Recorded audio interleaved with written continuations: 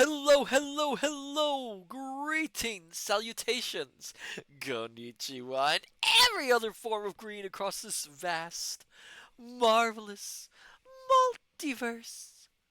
I am Matsu Quinox. This is Horace, and welcome back, my dear, marvelous, wonderful scholars, to the study. Hello there, hello there, hello there. Hello there, Julian20. Congratulations on getting first, and thank you for the resubscription, Julian20. Greetings to you as well. Hello there, my dear scholars. Ah, mm, I'm a little bit more full of energy. I don't know why. How is everyone this fine evening, afternoon, or morning? Wherever you are, whenever you are across this vast, wonderful multiverse. How are you all doing? I don't know. I'm gonna have to open this. Please. Ha! Oh my goodness gracious! Oh my goodness! Trying to keep up with some caffeine tonight. I don't know. I'm so tired. Julian20, fabulous. Oh, glad to hear it. Glad to hear it. I'm doing all right myself. Um, Horace and I had a day off from our usual duties, so we spent it a little bit walking around, did some book shopping, we enjoyed ourselves. You know the sort of thing me and Horace get into, or maybe you don't. Don't let please. I just realized what I said. Please do not let your imagination run away with you, my dear scholars. That's the last thing I need. Julian 20, it is a dreary, weary day. Oh, I'm sorry to hear that, Julian 20. Oh, well, I hope the day gets better then. I mean, well, I won't say it can go up. I mean, obviously, sometimes things can get even drearier, but obviously, you can't just keep going down. You got to go up at some point.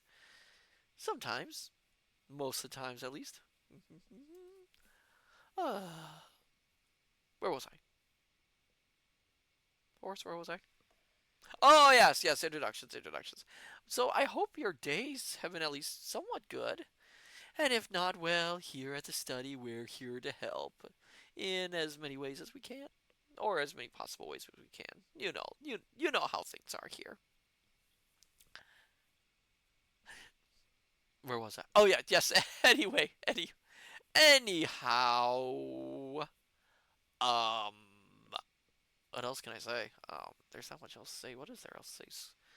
Horace. Well, well, I guess yeah, we enjoyed ourselves. Had a fun, good day. Things are well. How many horse? I'm running out of material here.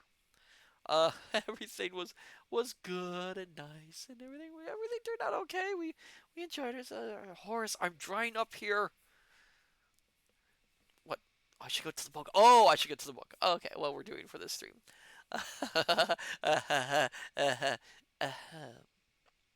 Oh yes. So, my dear scholars, tonight we are continuing our reading of William Hope Hodgson's The House on the Borderland. It's been an interesting read so far. How do I put this? So I'm sure some of you weren't here for it. Yulia and Tony, I missed it last week. Oh, okay. So I will do a quick summary. Well, a quick-ish summary. Ah! I'm dropping things. Hold on a second. Oh, ah.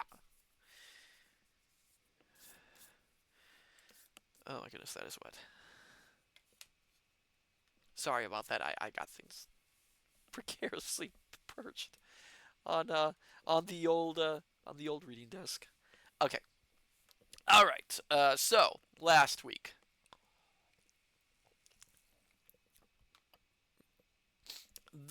well, I can't say I'm the narrator. He's only been appearing so far in the first part of the story. Um, this individual, this person, is on a trip with his friend somewhere in England, and he and his friend go out walking one day, and they discover the remains of an old house, which is perched right on the edge of a I can't say it's a cliff. It's right on the edge of a massive, massive, apparently really huge hole in the ground, which just seems to go on forever.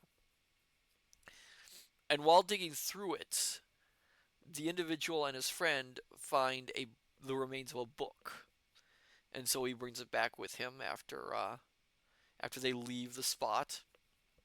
And so far, the friend has been reading, and this is where the story begins, which is a man who lives with his sister and his dog in this mansion, and the mansion is apparently haunted.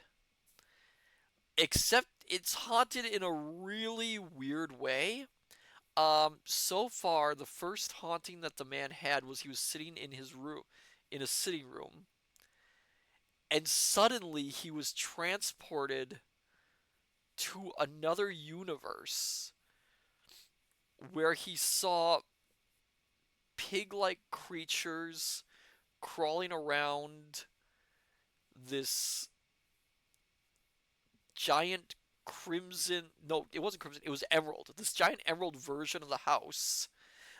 He saw black mountains, I think, which had among them gigantic death gods moving about. He then was transported back past this landscape where he witnessed apparently the Big Bang, was pulled through it, and ended up back in the house where apparently he was gone for 3 days. And it's just, I can't even begin to describe how surreal it is. It's just, most ghost stories have just simple hauntings. This is just pulling itself right into trippy acid filled hallucinations. Excuse me. So then, that's where we left off. Private Maverick, more like 10. They kept forgetting. Yes, it's the entire thing is just insane. The entire mood of it is just insane. So then, my dear scholars, Julian 20, who wrote it? William Hope Hodgeson wrote it. Hope Hodgson has written quite a few other scary material, including The Voice in the Fog, which later became Mantango, and also wrote several other stories which often involved strange landscapes and indescribable beings. Where was I? Oh, yes. So then, my dear scholars, Julian 20, Mantango. Yes, Mantango, Julian 20. Am I ever going to start this? So, my dear scholars, shall we begin our journey back to the house on the borderland and see what else we discover? Julian 20, your son's favorite. Oh, interesting. I didn't know that. That's fascinating, Julian 20. Oh. I mean, I've heard of the movie, haven't seen it in years. I know that seems scary. I hope it's not too scary for your son, because when I saw it, I was terrified of that thing. So hopefully your son enjoys it and isn't scared of it like I am. Private Maverick. Let's find out then. Oh yes, Private Maverick. Good old Private Maverick, telling me to get straight to the book. All right then, my dear scholars. Sit back, relax, have a hot or cold beverage liking, liking, liking. Dim the lights if possible. And let us begin our reading of The House on the Borderland by William Hope Hodgeson.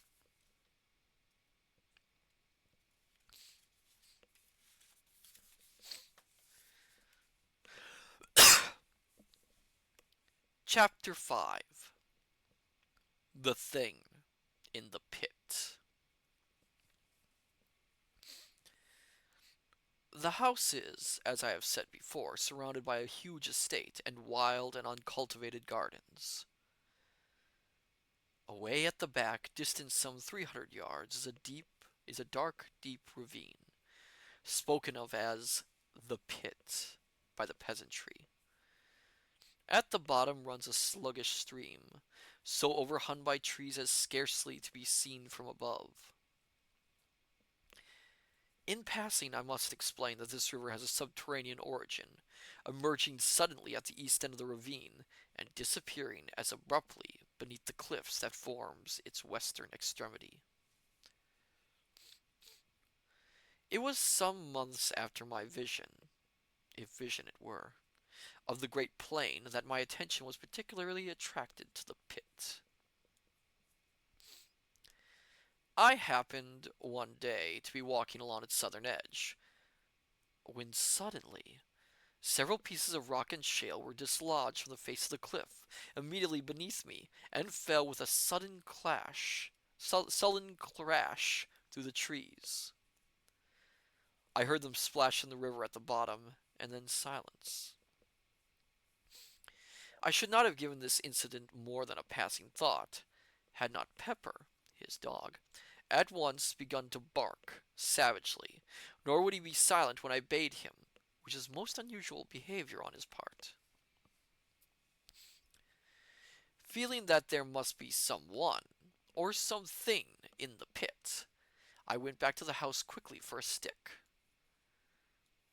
When I returned, Pepper had ceased his barks and was growling and smelling uneasily along the top.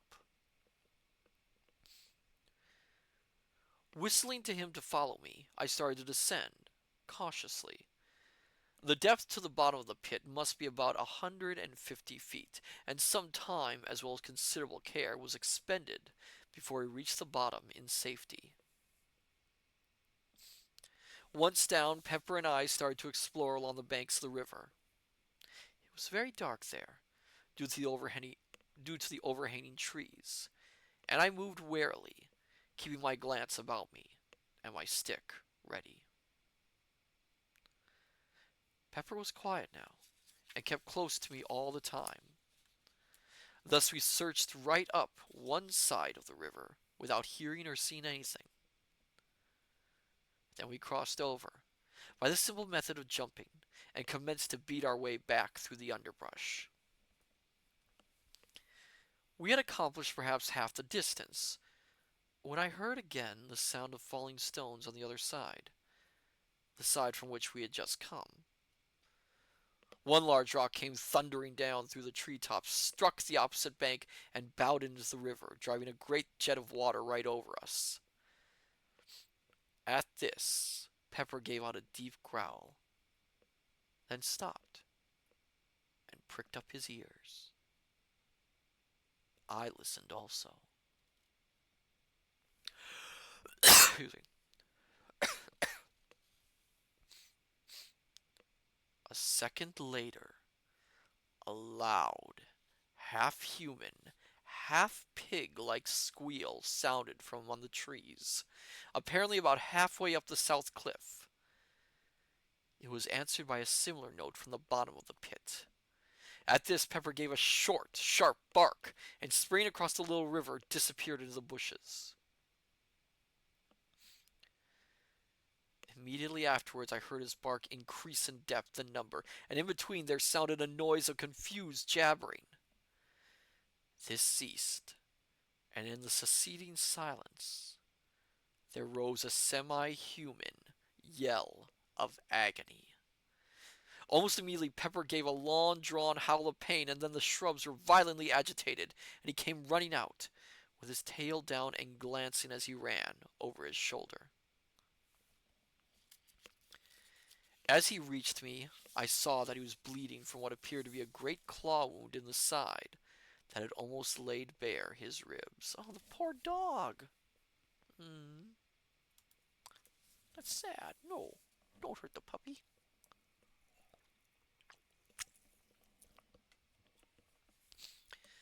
Seeing Pepper thus mutilated, a furious feeling of anger seized me, and whirling my staff, I sprang across and into the bushes from which Pepper had emerged. As I forced my way through, I thought I heard a sound of breathing. Next instant, I had burst into a little clear space, just in time to see something livid white in color disappear among the bushes on the opposite side.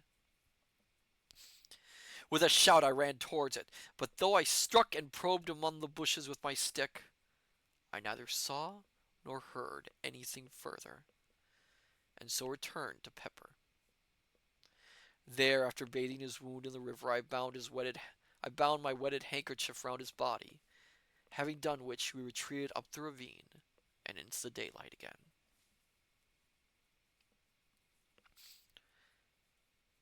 On reaching the house, my sister inquired what had happened to Pepper, and I told her he had been fighting with a wild cat, of which I heard there were several about.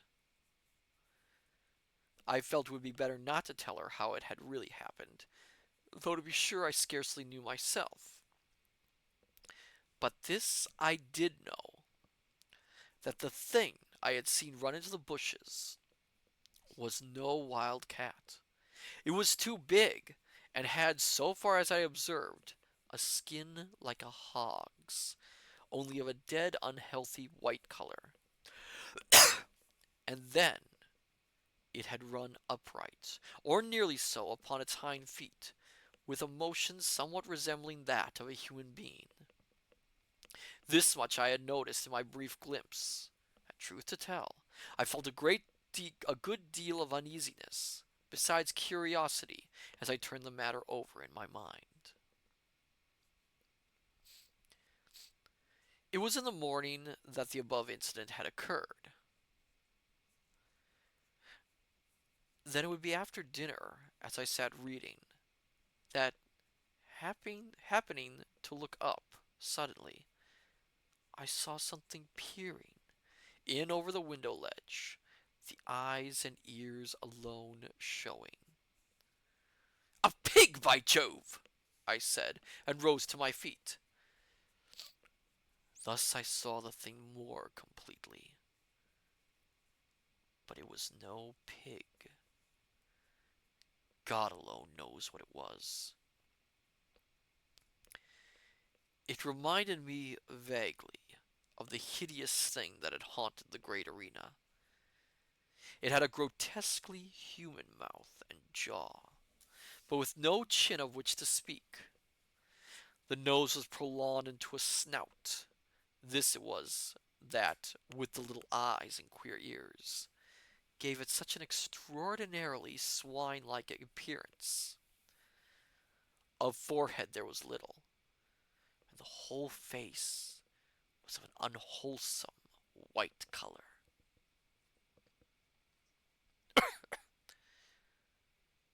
For perhaps a minute I stood looking at the thing, with an ever-growing feeling of disgust and some fear.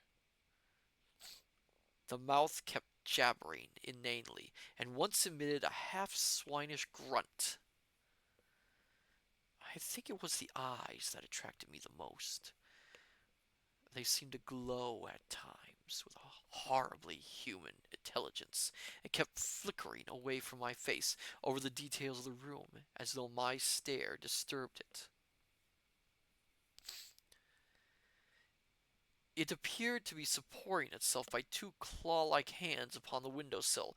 These claws, unlike the face, were of a clay-brown hue, and bore an indistinct resemblance to human hands, in that they had 4 fingers and a thumb, though these were webbed up to the first joint, much as are a duck's. Nails it had also, but so long and powerful that they were more like the talons of an eagle than aught else. As I have said before, I felt some fear, though almost of an impersonal kind. I may explain my feelings better by saying that it was more of a sensation more a sensation of abhorrence, such as one might expect to feel if brought in contact with something superhumanly foul, something unholy, belonging to some hitherto undreamt of state of existence. I cannot say that I grasped these various details of the brute at the time. I think they seemed to come back to me afterwards, as though imprinted upon my brain. I imagined more than I saw as I looked at the thing, and the material details grew upon me later.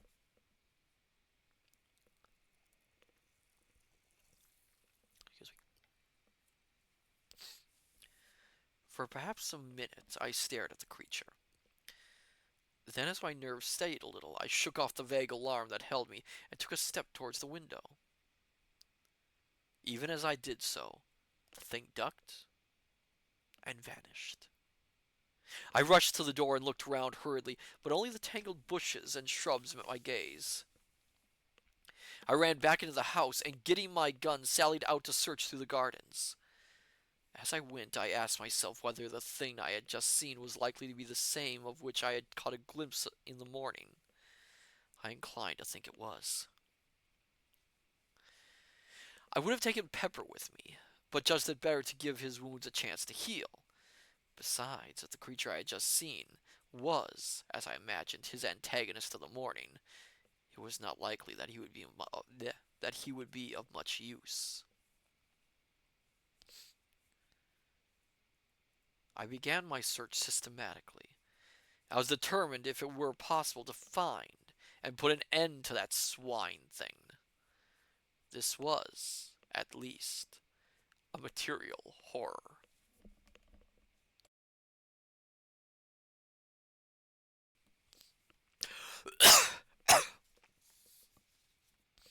At first, I searched cautiously, with the thought of Pepper's wound in my mind. But as the hours passed and not a sign of anything living showed in the great lonely gardens, I became less apprehensive. I felt almost as though I would welcome the sight of it. Anything seemed better than this silence, with the ever-present feeling that the creature might be lurking in every bush I passed.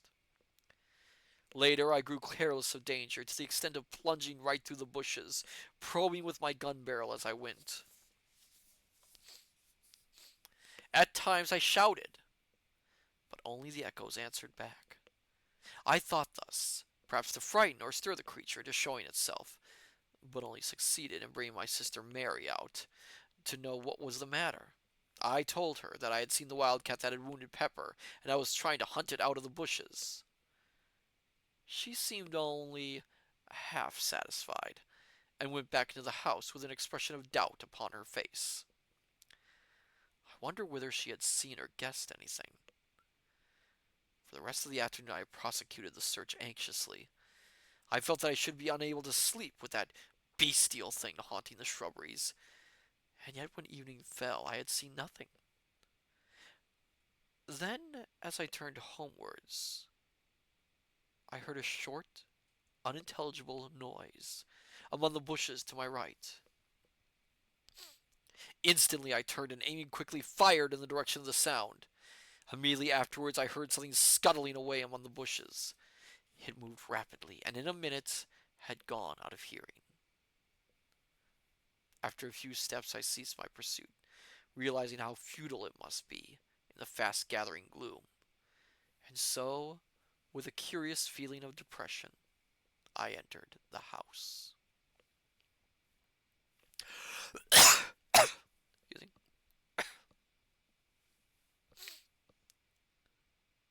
That night, after my sister had gone to bed, I went round to all the windows and doors on the ground floor, and saw to it that they were securely fastened. This precaution was scarcely necessary as regards the windows, as all of those on the lower story were strongly barred. But with the doors, of which there are 5, it was wisely thought, as not one was locked. Having secured these, I went to my study. Yet, somehow, for once, the place jarred upon me. It seemed so huge and echoey.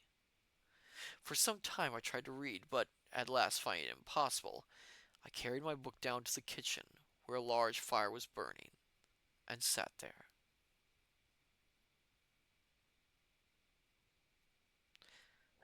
I dare say I had read for a couple hours, when suddenly I heard a sound that made me lower my book and listen intently.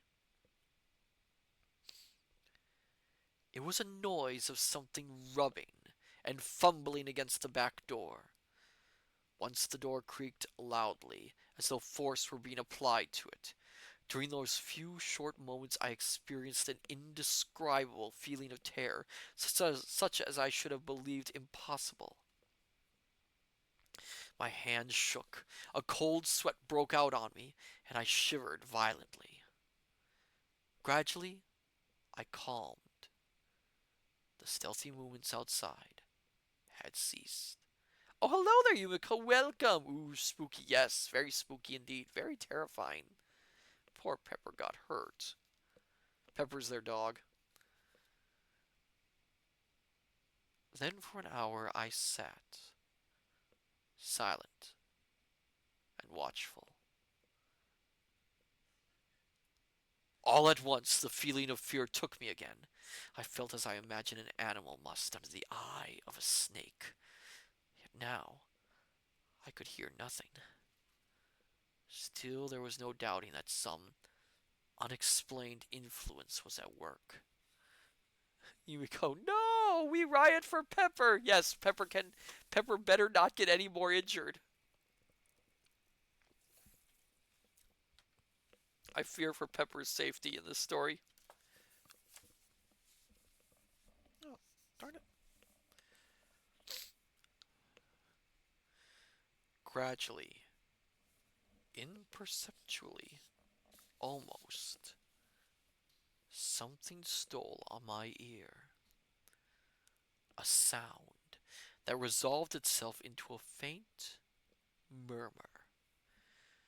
Quickly it developed and grew into a muffled but hideous chorus of bestial shrieks. It appeared to rise from the bowels of the earth. I heard a thud and realized in a dull, half comprehending way that I had dropped my book. After that I just sat, and thus the daylight found me, when it crept wingingly in through the barred high windows of the great kitchen. Yulian 20, now I gotta worry about the dog.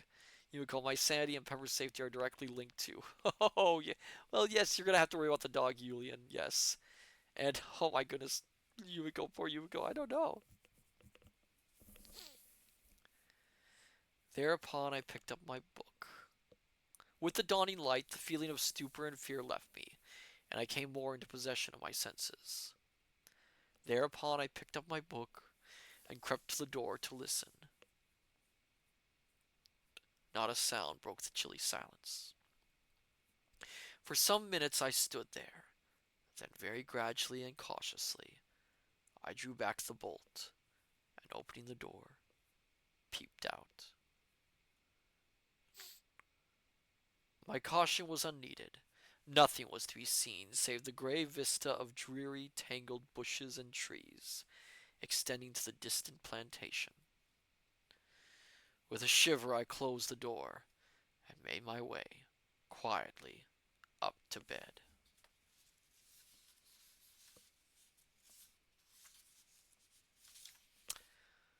Well, isn't that spooky? Those creatures don't sound very friendly, do they, my dear scholars? Gain a quick drink in there, and we'll continue. Hodgson's never settles for mere ghosts and ghouls and spooky things. He always goes for extremely strange manifestations of the supernatural. Things you wouldn't expect to be there. Excuse me. Yumiko, I can fix them. I'm sure you can, Yumiko. I'm sure you can. Chapter 6. The Swine Things. It was evening, a week later. My sister sat in the garden knitting. I was walking up and down reading. My gun leant up against the wall of the house, for, since the advent of that strange thing in the gardens, I had deemed it wise to take precautions. Yet, through the whole week, there had been nothing to alarm me, either by sight or sound, so that I was able to look back calmly to the incident, though still with a sense of unmitigated wonder and curiosity.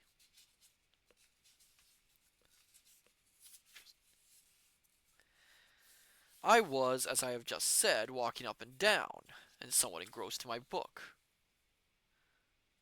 Suddenly, I heard a crash away in the direction of the pit. With a quick movement, I turned and saw a tremendous column of dust rising high into the evening air. My sister had risen to her feet with a sharp exclamation of surprise and fright. Telling her to stay where she was, I snatched up my gun and ran towards the pit. As I neared it, I heard a dull, rumbling sound that grew quickly into a roar, split with deeper crashes, and up from the pit drove a fresh volume of dust. The noise ceased, though the dust still rose tumultuously. I reached the edge and looked down, but could see nothing, save a boil of dust clouds swirling hither and thither. The air was so full of the small particles that they blinded and choked me, and finally I had to run out from the smother to breathe. Gradually the suspended matter sank and hung in a panoply over the mouth of the pit.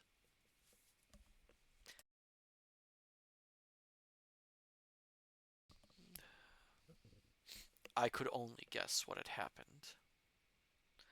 That there had been a landslip of some kind I had little doubt, but the cause was beyond my knowledge, and yet even then I had half imaginings, for already the thought had come to me, of those falling rocks and the thing in the bottom of the pit. But in the first minutes of confusion I failed to reach the natural conclusion to which the catastrophe pointed.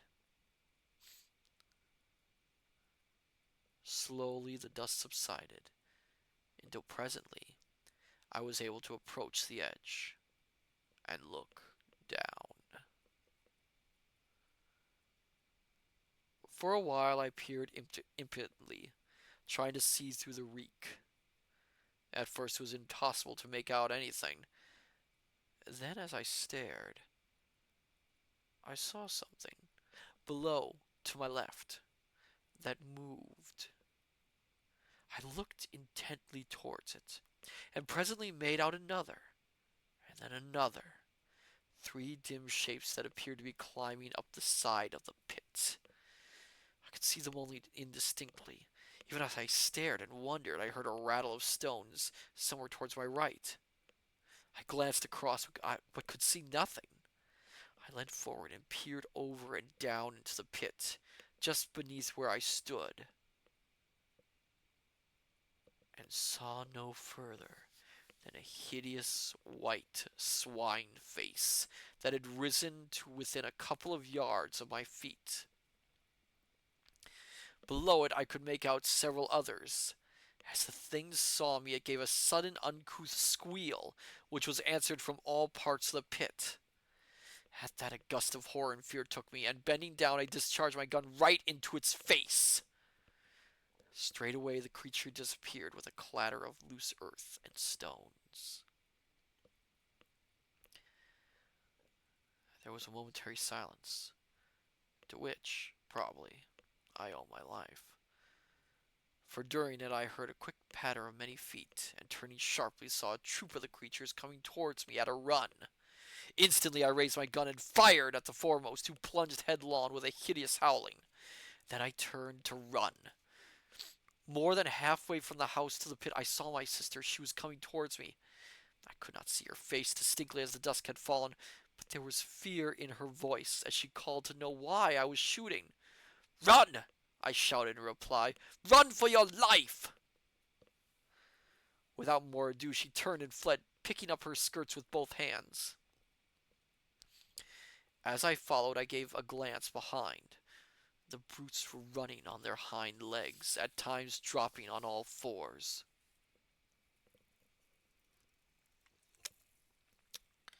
I think it must have been the terror in my voice that spurred Mary to run so, for I feel convinced that she had not, as yet, seen those hell creatures that pursued. On we went, my sister leading. Each moment the nearing sounds of the footsteps told me that the brutes were gaining on us rapidly. Fortunately, I am accustomed to live in some ways an active life. As it was, the strain of the race was beginning to tell severely upon me. Ahead, I could see the back door. Luckily, it was open. I was some half dozen yards behind Mary now, and my breath was sobbing in my throat. Then something touched my shoulder. I wrenched my head round quickly and saw one of those monstrous, pallid faces close to mine. One of the creatures, having outrun its companions, had almost overtaken me. Even as I turned, it made a fresh grab. With a sudden effort, I sprang to one side and, swinging my gun by the barrel, brought it crashing down upon the foul creature's head. The thing dropped with an almost human groan. Even this short delay had been nearly sufficient to bring the rest of the brutes down upon me, so that without an instant's waste of time, I turned and ran for the door. Reaching it, I burst in the passage, then turned quickly, slammed, and bolted the door, just as the first of the creatures rushed against it with a sudden shock. My sister sat, gasping in a chair. She seemed in a fainting condition, but I had no time then to spend on her. I had to make sure that all the doors were fastened. Fortunately, they were. The one leading from my study into the gardens was the last to which I went. I just had time to note that it was secured when I thought I heard a noise outside. I stood perfectly silent and listened.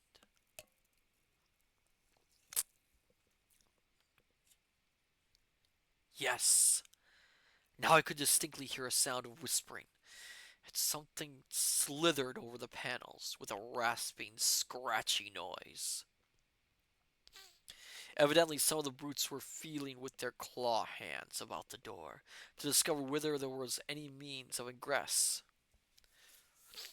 Then the creatures should so soon have found that the creatures so yeah, that the creatures should so soon have found the door was, to me, a proof of their reasoning capabilities.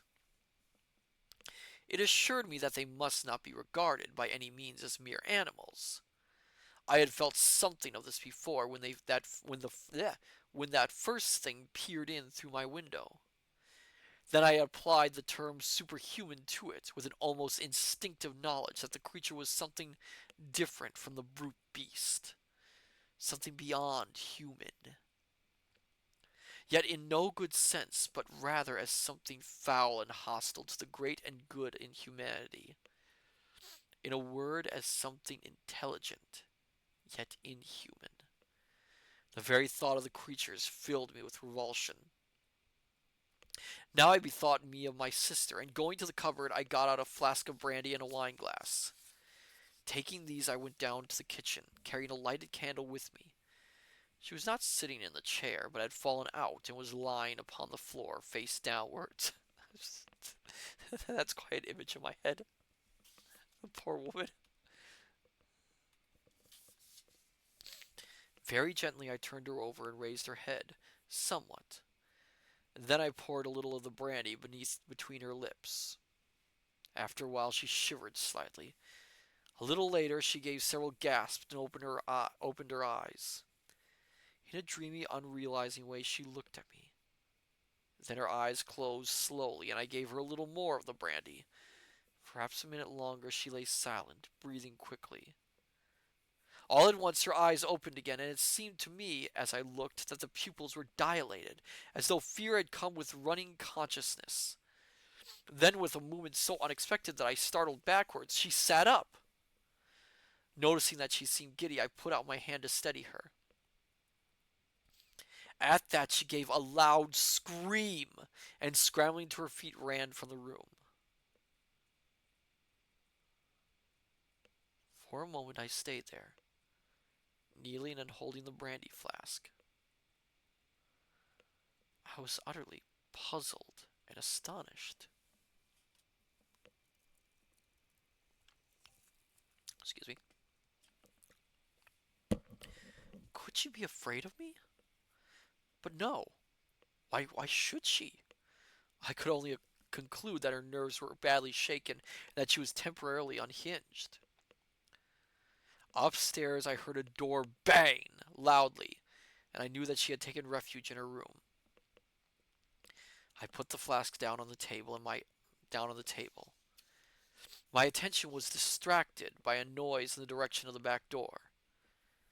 I went towards it and listened. It appeared to be shaken as though some of the creatures struggled with it silently, but it was far too strongly constructed and hung to be easily moved. Out in the gardens rose a continuous sound. It might have been mistaken by a casual listener for the grunting and squealing of a herd of pigs. But as I stood there, it came to me that there was sense and meaning to all those swinish noises. Gradually, I seemed to be able to trace a semblance in it to human speech, glutinous and sticky as though each articulation was made with difficulty. Yet nevertheless, I was becoming convinced that it was no mere melody of songs, but a rapid interchange of ideas.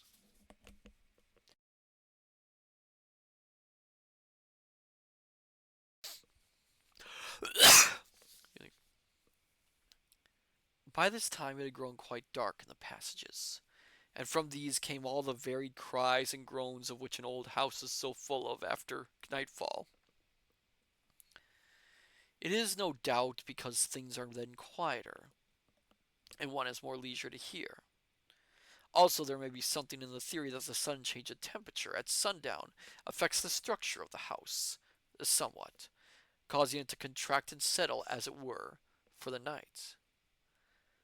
However, this is as may be, but on that night in particular, I would gladly have been quit of so many eerie noises. It seemed to me that each crack and creak were the coming of one of those things along the dark corridors, though I knew in my heart that this could not be, for I had seen myself that all the doors were secure.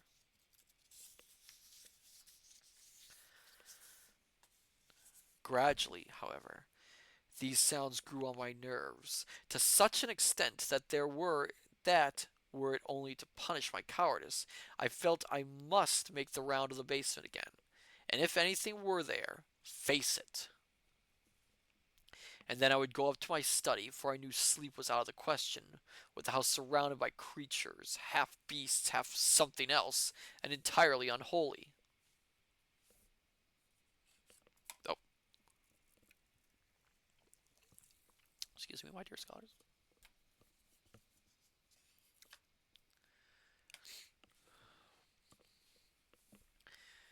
Taking the kitchen lamp down from its hook, I made my way from cellar to cellar, and room to room, through pantry and coal hole, along passages, and into the 101 little blind alleys and hidden nooks that formed the basement of the old house. Then, when I knew I had been in every corner and cranny large enough to conceal aught for any size, I made my way to the stairs. Excuse me. With my foot on the first step, I paused.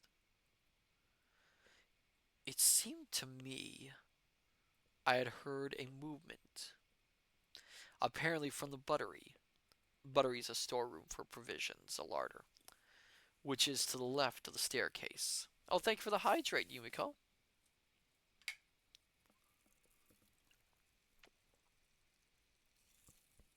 Tonight I'm having a little bit of a caffeinated drink to try and keep myself being too tired. I think it's actually that's probably gonna keep me awake all night.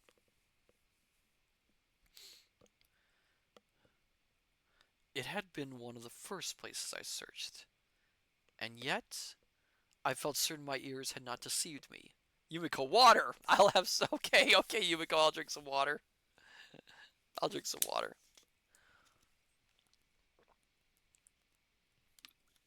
Okay. Okay, I drank some water, Yumiko. Are you happy?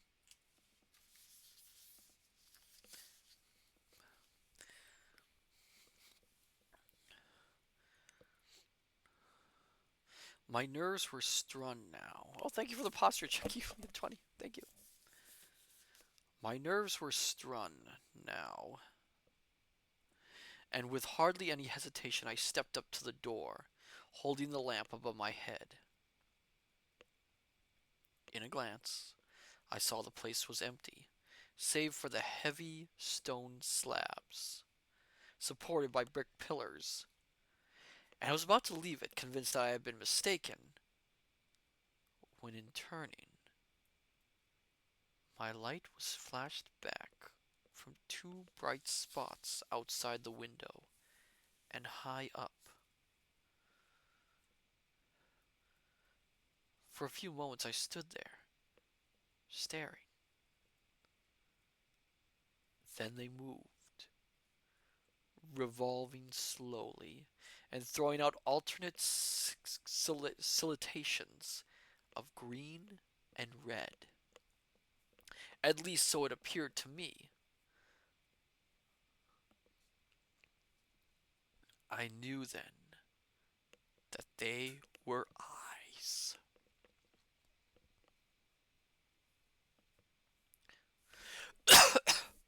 Slowly I traced the shadowy outline of one of the things. It appeared to be holding onto the bars of the window, and its attitude suggests climbing.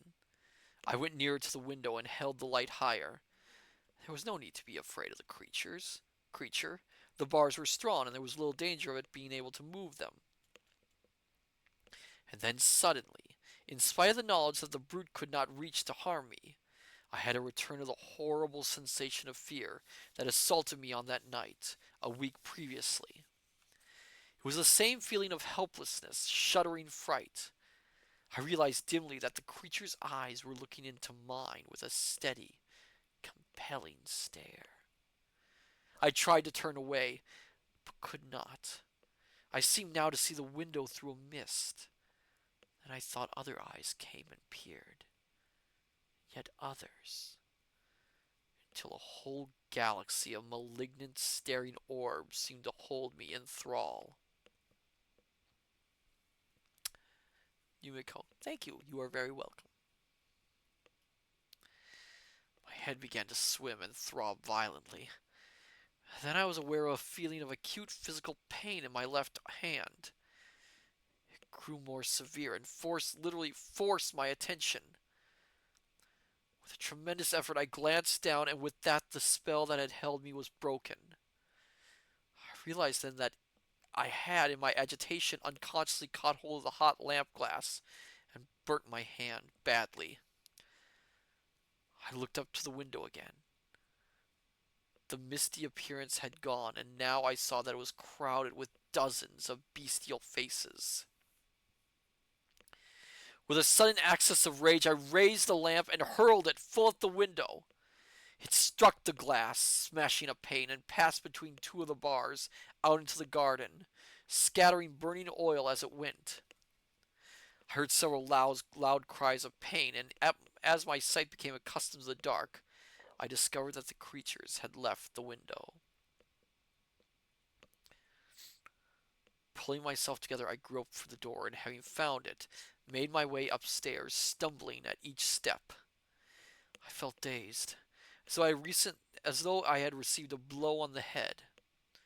At the same time, my hand smarted badly, and I was full of a nervous, dull rage against those things. Reaching my study, I lit the candles. As they burnt up, their rays were reflected from the rack of firearms on the side wall. At the sight, I remembered that I had there a power which, as I had proved earlier, seemed as fatal to those monsters as to more ordinary animals, and I determined I would take the offense.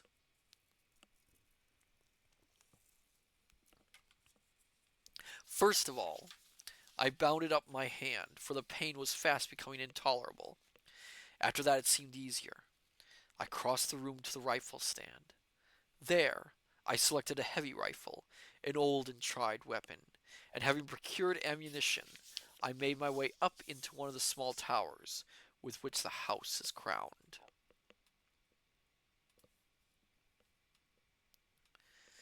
From there I found that I could see nothing. The gardens presented a dim blur of shadows, a little blacker perhaps where the trees stood. That was all, and I knew that it was useless to shoot down into all that darkness. The only thing to be done was to wait for the moon to rise. Then I might be able to do a little execution. He's going a little bit nuts, isn't he? In the meantime, I sat still and kept my ears open. The gardens were comparatively quiet now, and only an occasional grunt or squeal came up to me. I did not like this silence. It made me wonder on what devilry the creatures were bent. Twice I left the tower and took a walk through the house, but everything was silent. Once I heard a noise from the direction of the pit, as though more earth had fallen. Following this and lasting for some 15 minutes, there was a commotion among the denizens of the gardens. This died away, and after that all was again quiet. About an hour later, the moon's light showed above the distant horizon. From where I sat, I could see it over the trees, but it was not until it rose clear out of them that I could make out any of the details in the gardens below. Even then, I could see none of the brutes, until, happening to crane forward, I saw several of them lying prone up against the wall of the house. What they were doing, I could not make out. It was, however, a chance too good to be ignored, and taking aim, I fired at the one directly beneath.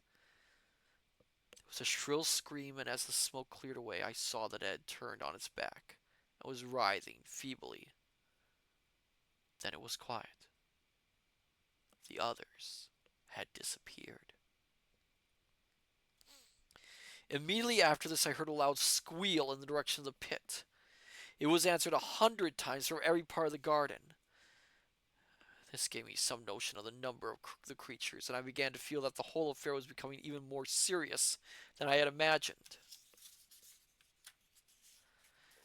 As I sat there silent and watchful, the thought came to me. Why was all this? What were these things? What did it mean?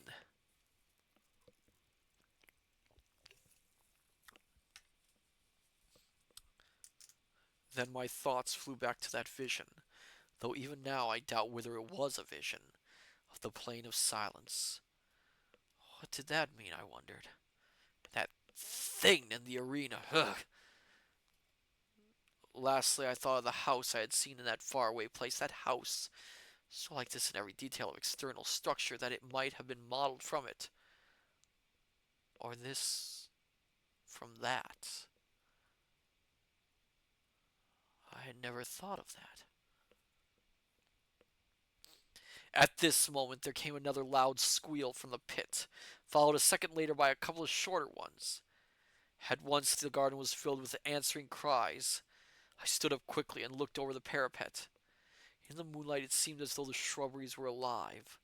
They tossed hither and thither as though shaken by a strong, irregular wind, while a continuous rustling and noise of scampering feet rose up to me. Several times I saw the moonlight gleam on running white figures among the bushes, and twice I fired. The second time my shot was answered by a short squeal of pain. A minute later, the gardens lay silent. From the pit came a deep, hoarse babble of swine talk. At times angry cries smote the air, and they would be answered by multitudinous gruntings. It occurred to me that they were holding some kind of a council, perhaps to discuss the problem of entering the house. Also, I thought they seemed much enraged, probably by my successful shots. It occurred to me that now would be a good time to make a final survey of our defenses. This I proceeded to do at once, visiting the whole of the basement again, examining each of the doors. Luckily, they are all like the back one, built of solid iron-studded oak. Then I went upstairs to the study. I was more anxious about this door. It is palpably of a more modern make than the others, and though a stout piece of work, it has little of their ponderous strength. I must explain here that there is a small raised lawn on the side of the house, upon which this door opens, the windows of the study being barred on this account. All the other entrances, excepting the great gateway, which is never opened, are in the lower story. Ooh. I'm dropping things all over the place, it seems. Well, this has turned from a haunted house story to what they would call in old science fiction a base under siege story. Kind of surprised no one's ever adapted this for film. That would be probably quite an amazing, if very disturbing, attack scene, if you think about it. Shall we continue, my dear scholars, with our story? This next chapter is seems pretty short compared to the other one. You need 20, yes, please. Okay. We get another drink in.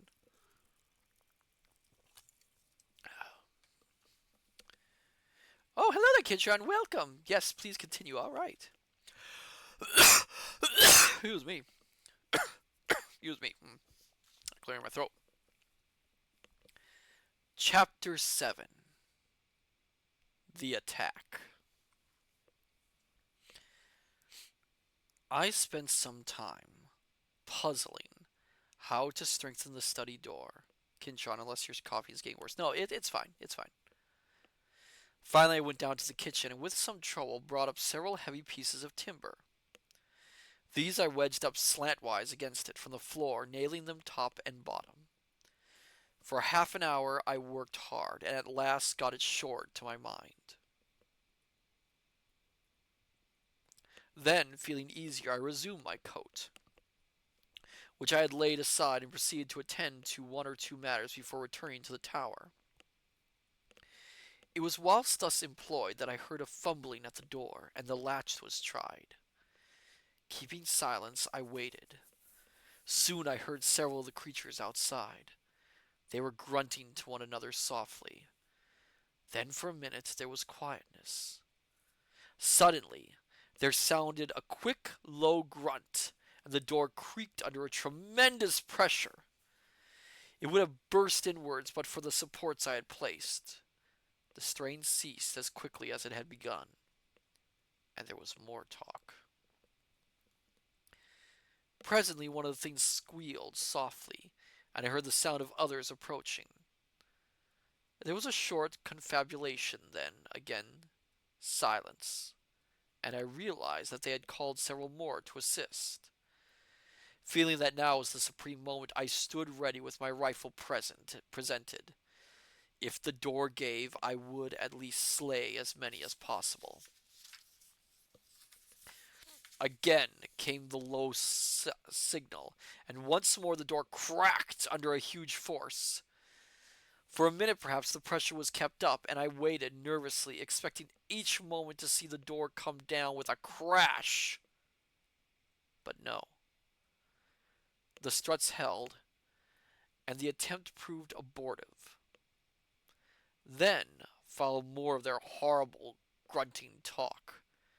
Whilst it lasted, I thought I distinguished the noise of fresh arrivals. After a long discussion, during which the door was several times shaken, they became quiet once more. I knew that they were going to make a third attempt to break it down. I was almost in despair. The props had been severely tried in the two previous attacks, and I was sorely afraid that this would prove too much for them. At that moment, like an inspiration, a thought flashed into my troubled brain. Instantly, for it was no time to hesitate, I ran from the room and up stair after stair. This time it was not to one of the towers that I went, but out to the flat leaded roof itself. Once there, I raced across to the parapet, that walls it round, and looked down. As I did so, I heard the short grunted signal, and even up there caught the crying of the door under the assault. There was not a moment to lose, and leaning over, I aimed quickly and fired. The report rang sharply, and almost blending with it came the loud splud of the bullet striking its mark. From below rose a shrill wail, and the door ceased its groaning. Then, as I took my weight from off the parapet, a huge piece of the stone coping slid from under me and fell with a crash among the disorganized throng beneath. Several horrible shrieks quavered through the night air, and then I heard a sound of scampering feet. Cautiously I looked over. In the moonlight I could see the great coping stone lying right across the threshold of the door. I thought I saw something under it. Several things. White. But I could not be sure. And so a few minutes passed. As I stared, I saw something come round out of the shadow of the house. It was one of the things. It went up to the stone silently and bent down. I was unable to see what it did. In a minute it stood up. It had something in its talons, which it put to its mouth and tore at. For the moment, I did not realize. Then slowly I comprehended. The thing was stooping again. It was horrible. I started to load my rifle. When I looked again, the monster was tugging at the stone, moving it to one side. I leant the rifle on the coping and pulled the trigger. The brute collapsed on its face and kicked slightly. Simultaneously, almost with the rapport, I heard another sound, that of breaking glass. Waiting only to recharge my weapon, I ran from the roof and down the first 2 flights of stairs. Here I paused to listen. As I did so, there came another tinkle of falling glass. It appeared to come from the floor below. Excitedly, I sprang down the steps and, guided by the rattle of the window sash, reached the door of one of the empty bedrooms at the back of the house. I thrust it open. The room was but dimly illuminated by the moonlight, most light being blotted out by moving figures at the window. Even as I stood, one crawled through into the room. Leveling my weapon, I fired point blank at it, filling the room with a deafening bang. When the smoke cleared, I saw that the room was empty, and the window free. The room was much lighter. The night air blew in coldly through the shattered panes. Down below in the night I could hear a soft moaning and a confused murmur of swine voices. Stepping to one side of the window, I reloaded, and then stood there, waiting. Presently I heard a scuffling noise. From where I stood in the shadow, I could see without being seen.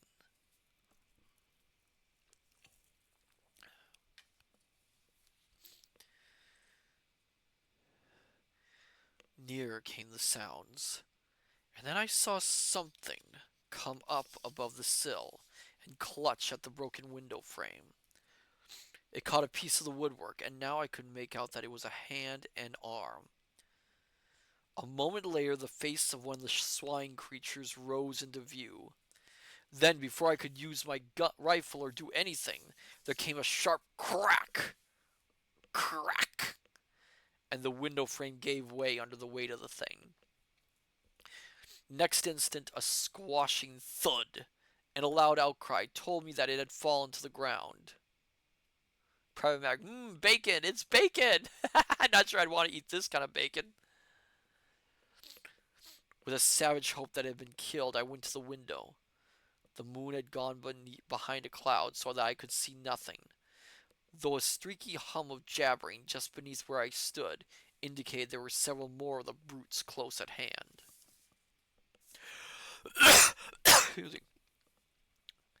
As I stood there looking down, I marveled how it had been possible for the creatures to climb so far, for the wall is comparatively smooth, while the distance to the ground must be at least 80 feet. All at once I bent, peering. I saw something indistinctly that cut the gray shadow of the house side with a black line. It passed the window, to the left, at a distance of about 2 feet. Then I remembered that it was a gutter pipe that had been put there some years ago to carry off the rainwater. I had forgotten about it. I could see now how the creatures had managed to reach the window. Even as the solution came to me, I heard a faint slithering, scratching noise, and knew that another of the brutes was coming. I waited some odd moments, then leant out of the window and felt the pipe. To my delight, I found that it was quite loose, and I managed, using the rifle barrel as a crowbar, to lever it out from the wall. I worked quickly. Then, taking hold with both hands, I wrenched the whole concern away and hurled it down, with the thing still clinging to it, into the garden. For a few minutes longer, I waited there, listening. But after the first general outcry, I heard nothing. I knew now that there was no more reason to fear an attack from this quarter. I had removed the only means of reaching the window, and as none of the other windows had any adjacent water pipes to tempt the climbing powers of the monsters, I began to feel more confident of escaping their clutches. Leaving the room, I made my way down to the study. I was anxious to see how the door had withstood the test of that last assault. Entering, I lit 2 of the candles, then turned to the door. One of the large props had been displaced, and on that side, the door had been forced inward some 6 inches. It was providential that I had managed to drive the brutes away just as I did. And that coping stone, I wondered vaguely how I had managed to dislodge it. I had not noticed it loose as I took my shot, and then as I stood up, it had slipped away from beneath me. I felt that I owed the dismissal of the attacking force more to its timely fall than to my rifle. And then the thought came that I had better seize this chance to shore up the door again. It was evident that the creatures had not returned since the fall of the coping stone, but who was to say how long they would keep away?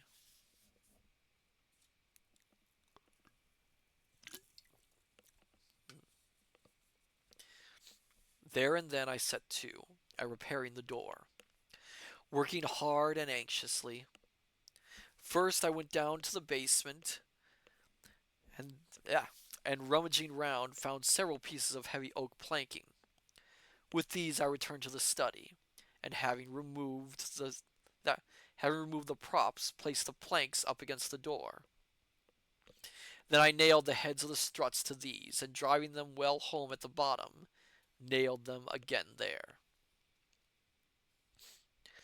Thus I made the door stronger than ever, for now it was solid with the backing of boards, and would, I felt convinced, stand a heavier pressure than hitherto without giving way.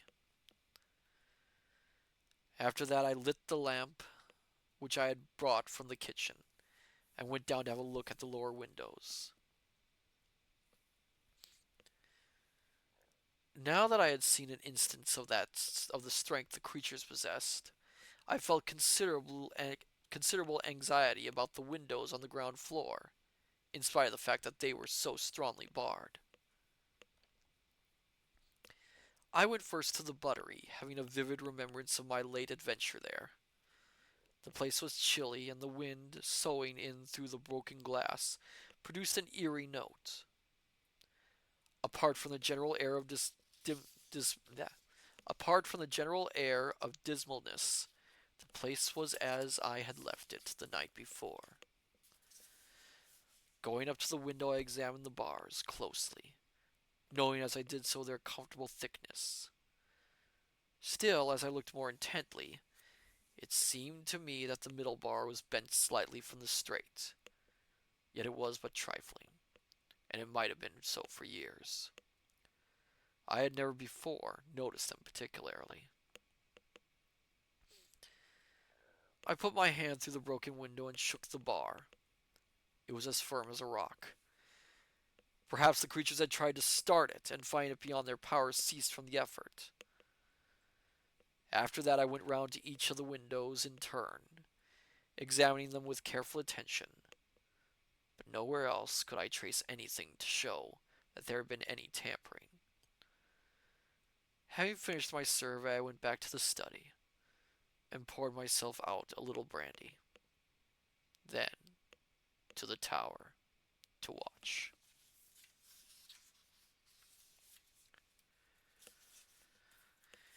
I think we have time for one more chapter, my dear scholars. Oh my goodness, every time I bend my head back. Oh my goodness, that was intense, wasn't it, my dear scholars? Quite an intense little chapter there. You know, I kind of do wish this was adapted with modern special effects. It would probably be very spectacular. Excuse me. All right. Chapter 8. After the attack. Excuse me. It was now about 3 a.m., and presently the eastern sky began to pale with the coming of dawn. Gradually the day came, and by its light I scanned the gardens earnestly, but nowhere could I see any signs of the brutes. I leant over and glanced down to the foot of the wall to see whether the body of the thing I had shot the night before was still there. It was gone. I suppose that others of the monsters had removed it during the night. Then I went down onto the roof and crossed over to the gap from which the coping stone had fallen. Reaching it, I looked over. Yes, there was the stone, as I had seen it last, but there was no appearance of anything beneath it, nor could I see the creature I had killed after its fall. Evidently, they also had been taken away. I turned and went down to my study. There I sat down wearily. I was thoroughly tired. It was quite light now, though the sun's rays were not as yet perceptibly hot. A clock chimed the hour of 4.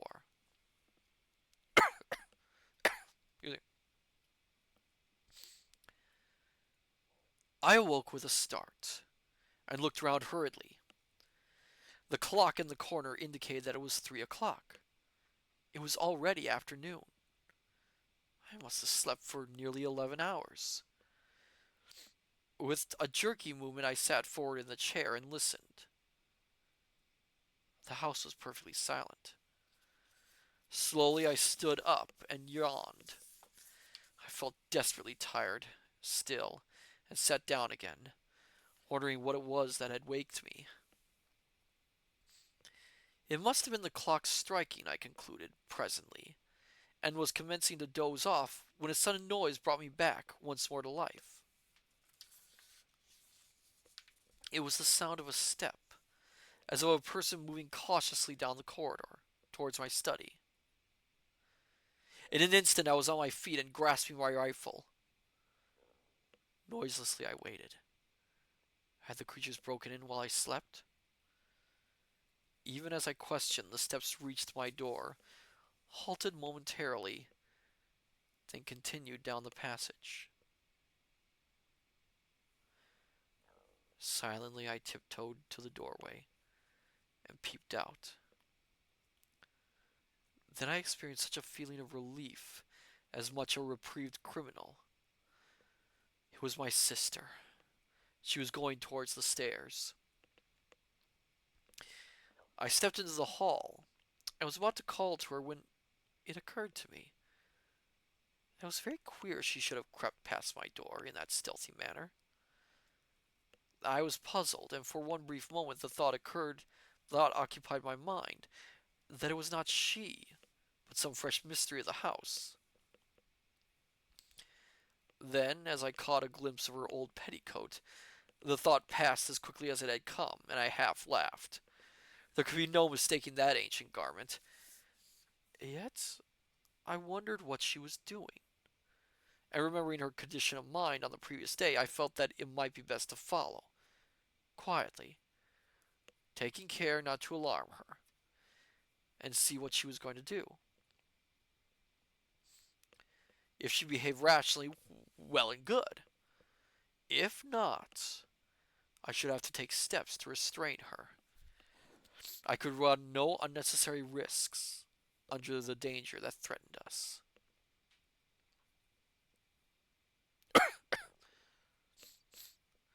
Quickly, I reached the head of the stairs and paused a moment. Then I heard a sound that sent me leaping down at a mad rate. It was the rattle of bolts being unshot. That foolish sister of mine was actually unbarring the back door. Just as her hand was on the last bolt, I reached her. She had not seen me, and the first thing she knew, I had hold of her arm. She glanced up quickly like a frightened animal and screamed aloud. "Come, Mary," I said sternly. "What's the meaning of this nonsense? Do you mean to tell me you don't understand the danger? That you try to throw our two lives away in this fashion?" To this she replied nothing, only trembled violently, gasping and sobbing, as though in the last extremity of fear. Through some minutes I reasoned with her, pointing out the need for caution and asking her to be brave.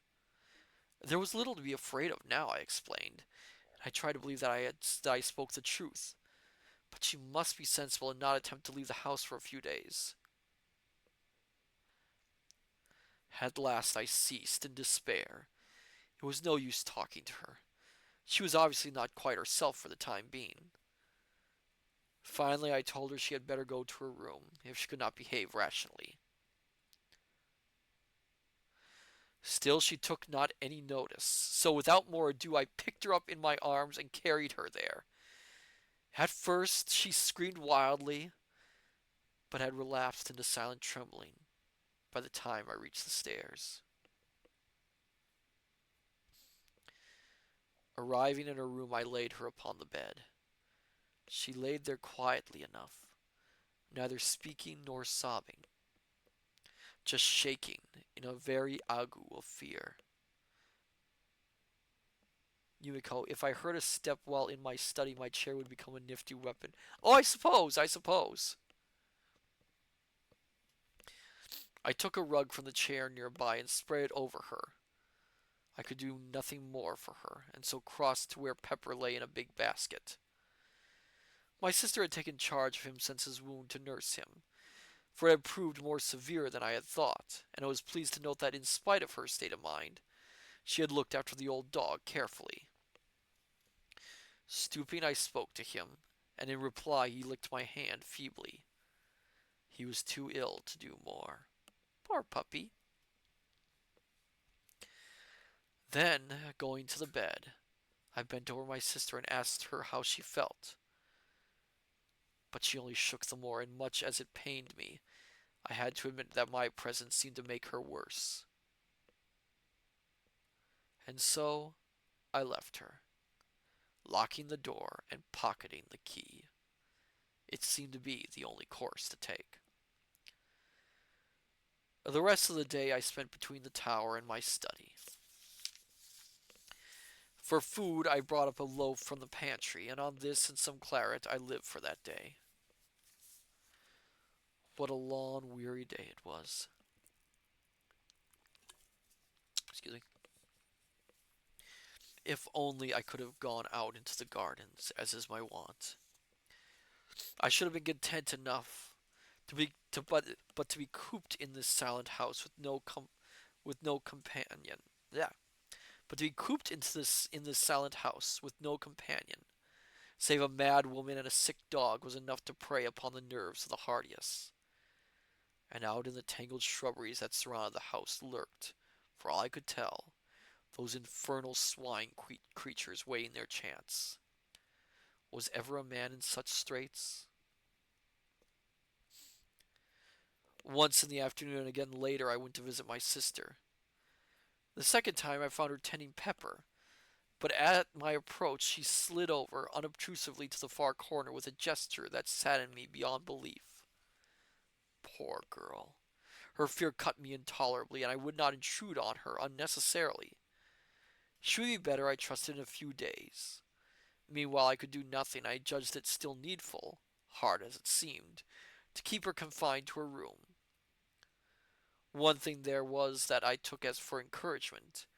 She had eaten some of the food I had taken to her on my first visit. And so the day passed. As the evening drew on, the air grew chilly, and I began to make preparations for passing a second night in the tower, taking up 2 additional rifles and a heavy ulster. The rifles I loaded and laid alongside my other, as I intended to make things warm for any of the creatures who might show during the night. I had plenty of ammunition, and I thought to give the brutes such a lesson as should show them the uselessness of attempting to force an entry. After that I made the round of the house again, paying peculiar attention to the props that supported the study door. Then, feeling that I had done all that lay in my power to ensure our safety, I returned to the tower, calling in on my sister and Pepper for a final visit on the way. Pepper was asleep but woke as I entered, and wagged his tail in recognition. I thought he seemed slightly better. My sister was laying on the table, though whether asleep or not I was unable to tell, and thus left them. Reaching the tower, I made myself as comfortable as circumstances would permit, and settled down to watch through the night. Gradually darkness fell, and soon the details of the gardens were merged into shadows.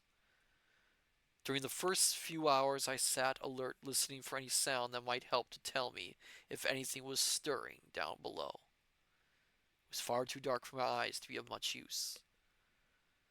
Slowly the hours passed without anything unusual happening, and the moon rose, showing the gardens apparently empty and silent. And so through the night, without disturbance or sound. Towards morning I began to grow stiff and cold with my long vigil. Also I was getting very uneasy concerning the continued quietness on the part of the creatures. I mistrusted it, and would sooner far have had them attack the house openly. Then at least I should have known my danger, and been able to meet it. But to wait like this through a whole night, picturing all kinds of unknown devilment, was to jeopardize one's sanity. Once or twice the thought came to me that perhaps they had gone. But in my heart, I found it impossible to believe it was so.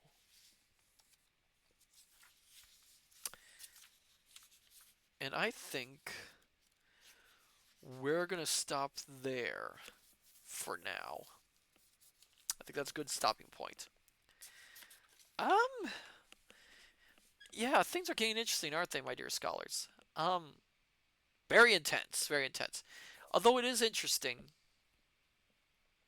the sister seems more afraid of the brother than she does of the things. In fact, there's a good question. She didn't seem to react to the things at all. Oh, dictionary. Go. Oh, Yumiko! Oh.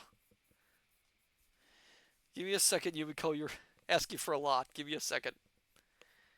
Let's see. Dictionary.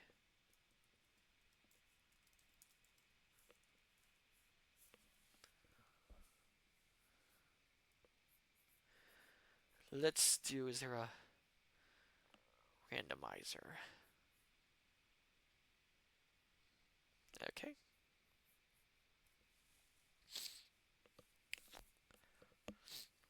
Can you improvise a story with the dictionary word? Yes, I can. All right. The dictionary word for you today is biannual. Biannual is an adjective used to describe something that happens twice a year, or something that happens every 2 years. 20K cubic. Okay, so now I gotta think of a story.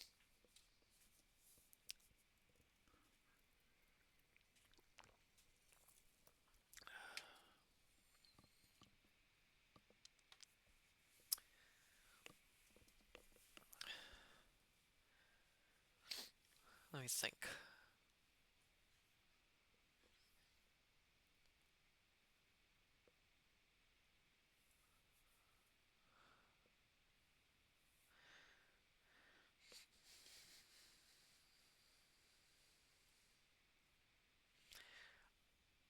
The carnival in the town had come to an end.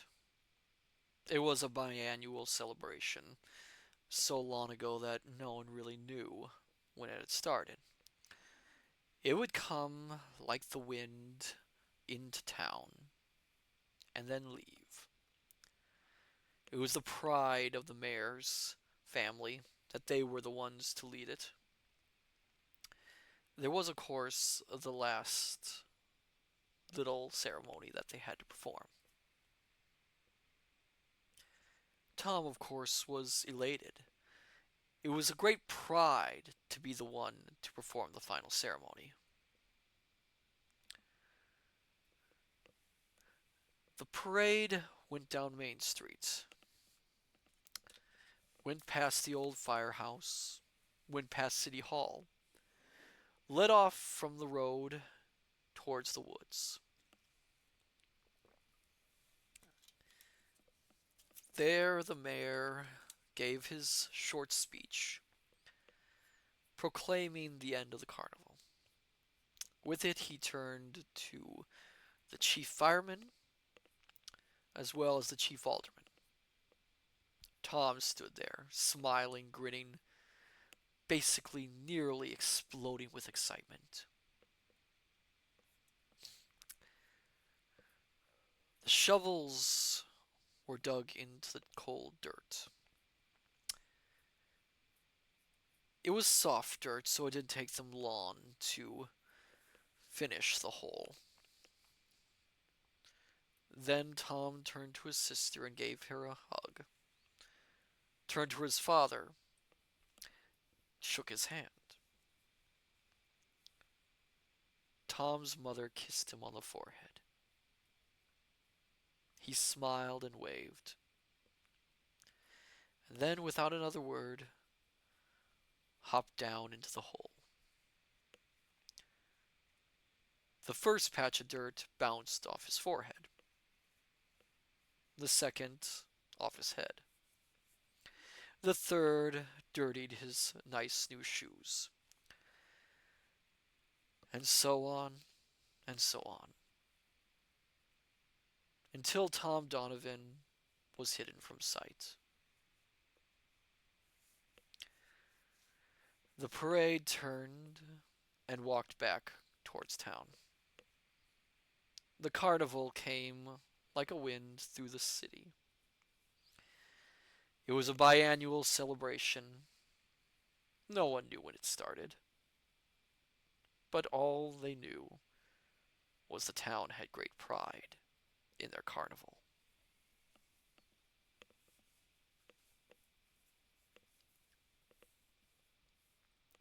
Oh, you wanted a story. You never said it had to be a nice story. Now, did you?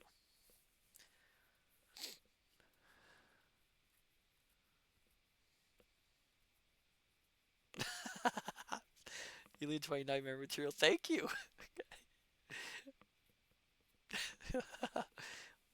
Again, you didn't specify what kind of story it was. Yumiko, my flabbers are gasted. Oh my goodness gracious. All right, then let's see. So next week, if everything goes according to plan, um, so Monday we'll be playing more of Amnesia: The Dark Descent. Now we are going to move the reading stream to Friday rather than Thursday. And that is because I will be busy this Thursday. So expect a reading stream on Friday instead.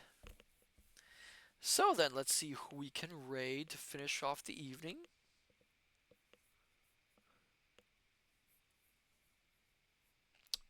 Okay. Well, reading streams. Let's visit Jevnez. They're reading the Blue Fairy book. It'll be a nice change of pace from our spooky stories. So then, my dear scholars, I say unto you, good evening, good morning, good afternoon. Till we meet each other again at the study. Take care, and I shall see you next time. Till then, farewell and bye bye.